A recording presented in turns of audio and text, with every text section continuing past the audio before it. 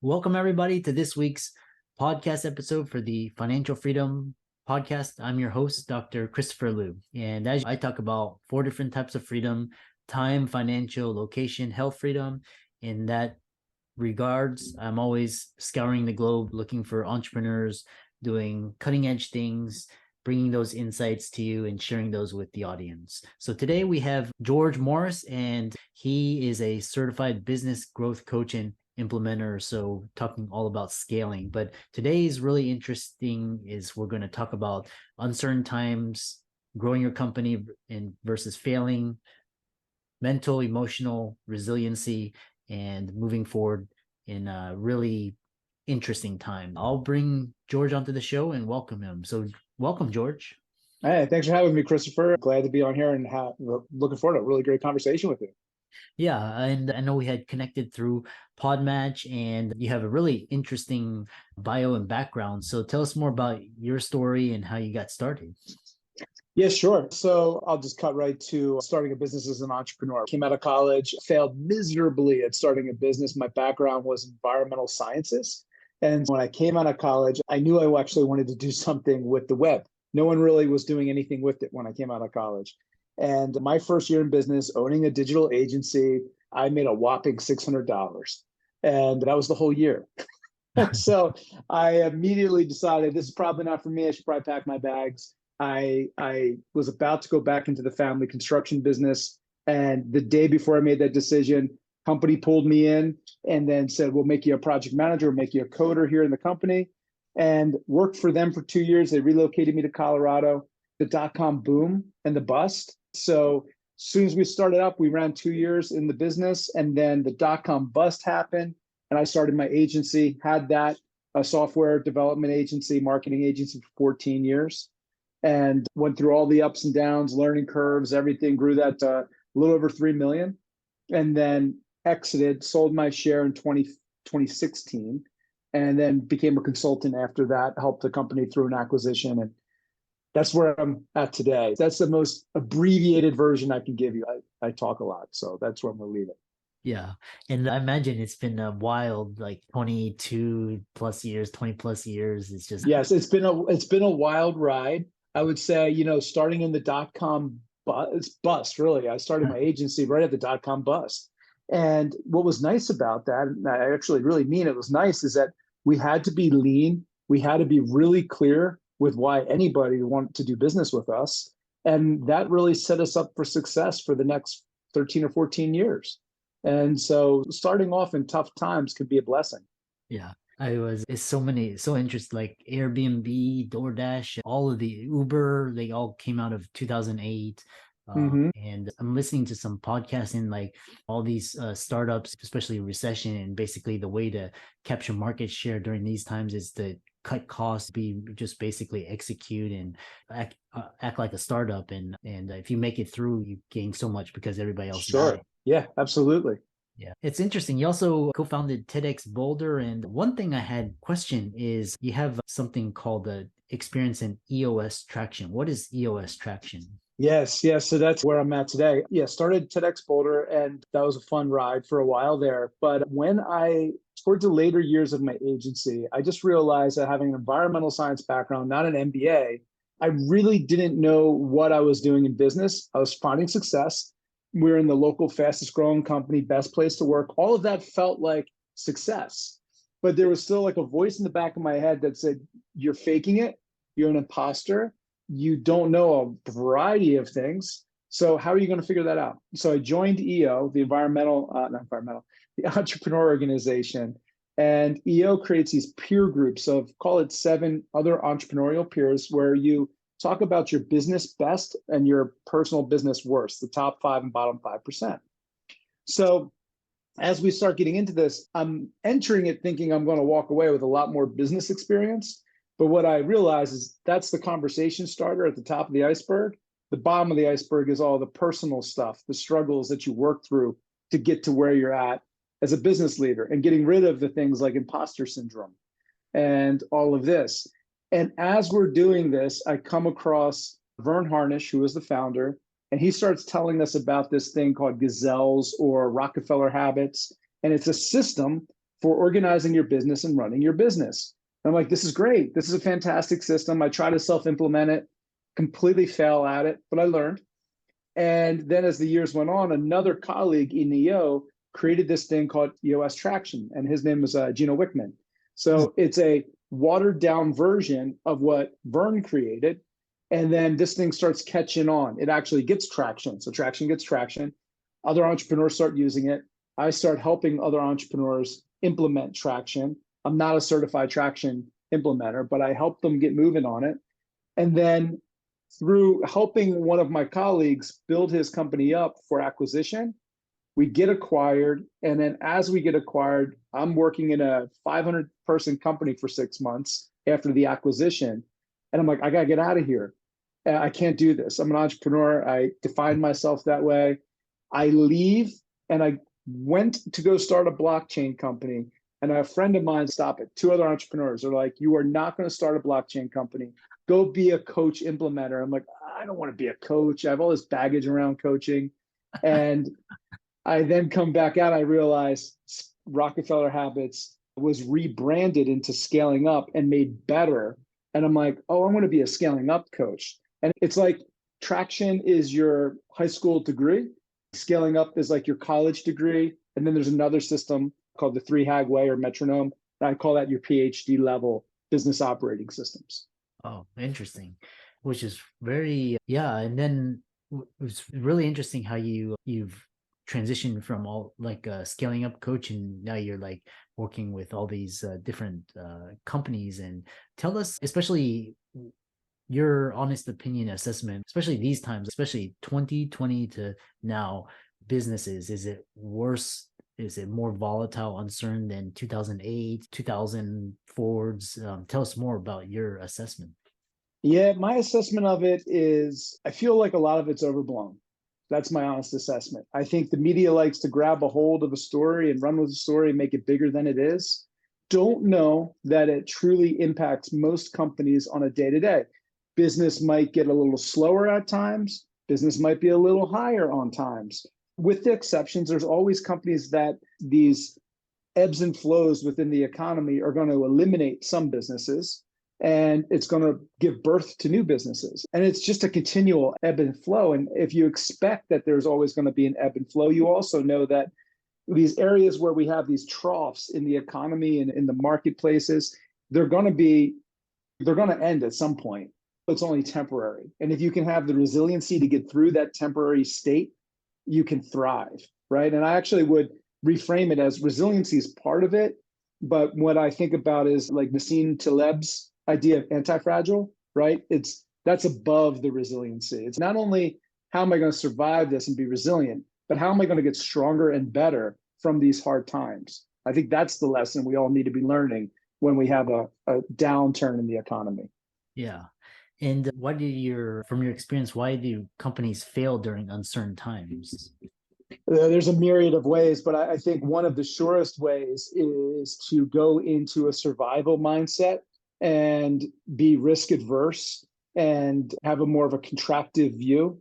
I think there's plenty of evidence out there from MIT, Harvard Business Review, and others, Forbes. I've read lots of articles that would tell you that the businesses that succeeded in these downturns were the ones that were actually a little more risk-taking, doing so with a very clear ROI. They knew what the risk was, and they expanded during these times. They were the ones that benefited when it came back around.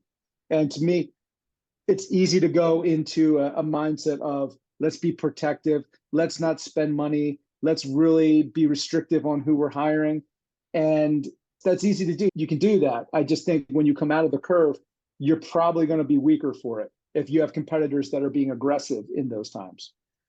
Yeah, it's this fine line between you don't want to overdo it and then crash, and right. This is like just play it safe and not take advantage of that opportunity. Be strategic. Yeah, exactly. A lot of the entrepreneurs, a lot of them, they're successful, they're well established, they admire the hustle and the growth. But there's another side to entrepreneurship, especially mental health. And I know you have a lot to speak about that. So tell us, Yes. tell us about that.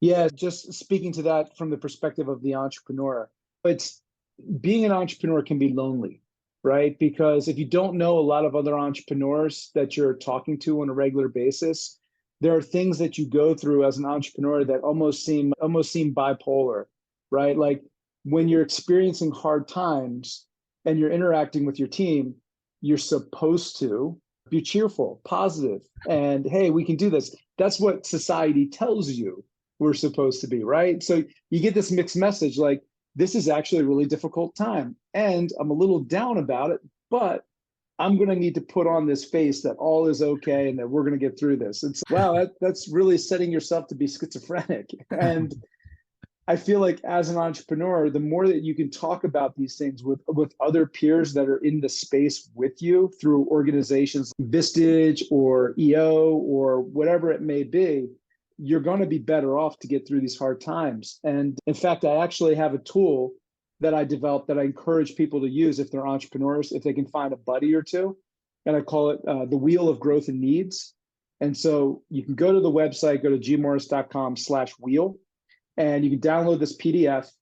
And what it does is it looks at Maslow's hierarchy of needs, right? So we talk about Maslow's hierarchy, and are you a 0 or a 10 on any one of these? Let's see, there's 24 dimensions. And when you draw out the whole wheel, you can see, is your life expansive or contractive? And when you compare that month over month and have a conversation with a colleague, you can talk about like, how are you doing from an emotional perspective, a mental perspective, a physical perspective, and also a higher transcendental like attainment perspective. So we look at the full entrepreneur and see how they're doing. Yeah.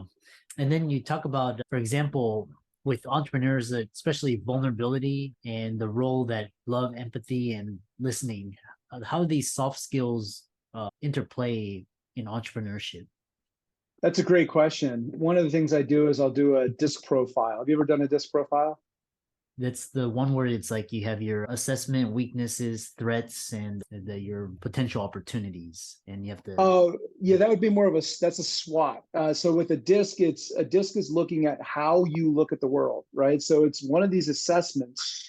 And then what you're doing with that assessment is you're looking at, okay, if I thin slice you and I say, how do you look at the world? I'm going to rank you from a D, an I, an S, and a C. The D is dominance, the I is influence, the S is steadiness, and the C is conscientiousness. And the D and the I's, the people who are high D&Is, they lead by telling others what to do. And they're very quick moving, fast moving, very assertive. They also, as an Achilles heel to that, tend not to be the best listeners. They don't ask the best questions. And then you have the S and the C's, which are great at asking questions, great at an analysis and systems approach, but they're also a little slower to get moving. They're a little slower to take action. They're a little more quiet. So when you give a DISC assessment, you look at it from a DISC perspective, you can understand the person's mental models a little bit more. Mhm. And when you understand the mental model, you can also see where there's a potential weakness in the sense of this is going to be a stressor for that person. And when you get a group of entrepreneurs together that speak that language, it's really easy to take a look at them and say, if I do this thing, I'm going to stress you out. Or if you take on this task, you're going to get stressed out. And again, that helps with the mental health conversation a lot with a group. It's so many. Once you understand your personality and all your strengths, weaknesses, your personality, you can better lead teams. As we wrap it up, it's actually you have so much wealth of knowledge. As we wrap it up, one final question is: what have you found most surprising about coaching executive teams, and 3 tips you can give that will help our listeners grow? Okay, observations from the teams I've coached: a wide variety, north of $100 million, some of them $1 million. I would say nobody has it figured out.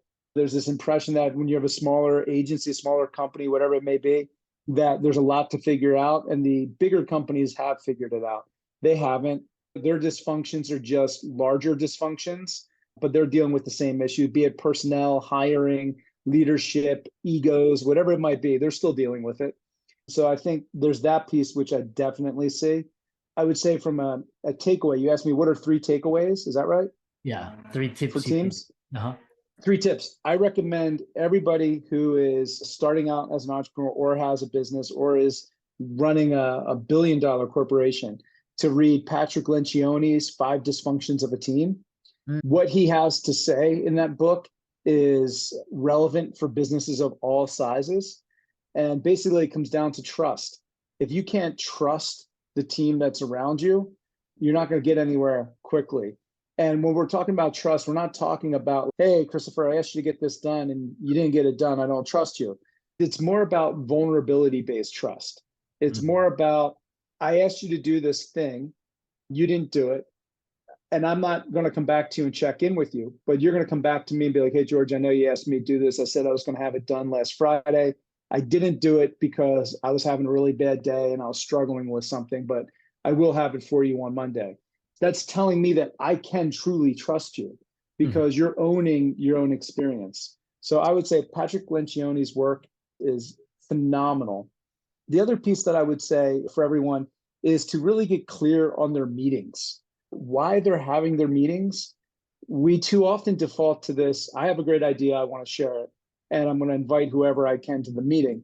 But we're not really clear as to why we're having the meeting and what are the topics, what are the outcomes. You look at companies like Amazon, and Bezos created a culture where they do all of their preparation by creating a document. They share a document, and everybody is expected to come to the meeting prepared and clear. And they work through everything within the meeting. So they may have information that needs to be read. They take time in the meeting to read it collectively. And they have very clear outcomes for their meetings. When you're looking at scaling up, you talk about your meetings as being weekly, monthly, or quarterly. If I'm doing something like a financial review, I'm going to put that at the monthly meeting, not the weekly meeting. The weekly meeting is reserved for firefighting or issues that pop up that need to be addressed that week. And if it's something that's more strategic, it's probably going to wait to my quarterly meeting where I can sit down and have deeper, longer discussions than 45 minutes in a conference room. So get clear of the granularity and the information you're trying to cover. And I would also say, lastly, have a set of KPIs, some type of metrics, KPIs, OKRs, whatever you want to pull up, but have a handful of them. Sometimes I think we get into the belief that if we're measuring everything, that somehow we're going to see the things that we're missing. And I would argue that it's not about the number of metrics that you're tracking. It's really about the quality of the few metrics that many roll up into. And if those metrics can be leading indicators about where the business is going and not lagging indicators in terms of where the business went. Because with the leading indicators, I can take action on the leading indicators.